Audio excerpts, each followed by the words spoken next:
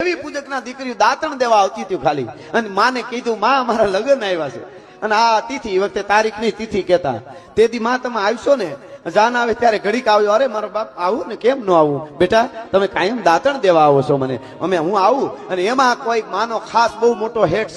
સેવક, અને એને અમદાવાદમાં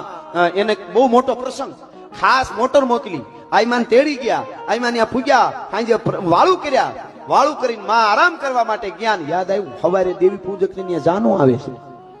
ઓલી દીકરીઓ દાંતણ દેવા આવતી હતી, અને ઓલા જે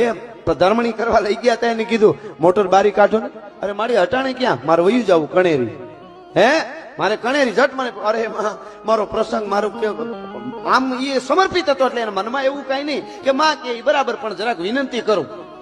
માં મારો પ્રસંગ, બધા આવ્યા હવારે જ બધું હાસું છે, જે છે બધા દર્શન કરશે, આટલા જણાને ખબર હોનબાઈ માં આવ્યા, લાખો માણસ ગાંડું થાય અમદાવાદમાં, એટલા આવશે પ્રેમમાં માના ભાવમાં, અને માં તમે તો કે તું ગાડી કાઢની, મારે નથી રોકાવાય એમ, એને એમ થયું માને જે કઈ થયું હોય કાંઈ વાંધો નહીં, માં ગાડી કાઢી, હવારે ગાડી કણેરી પૂગી, ઈ વખતના કેળા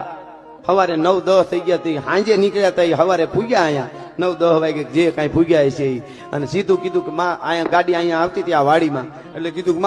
માએ કીધું અહીંયા ને આમ જવા દો, દેવી પૂજક ના ઘર બાજુ જવા જો ને, હરણાયું ઢોલ વાગે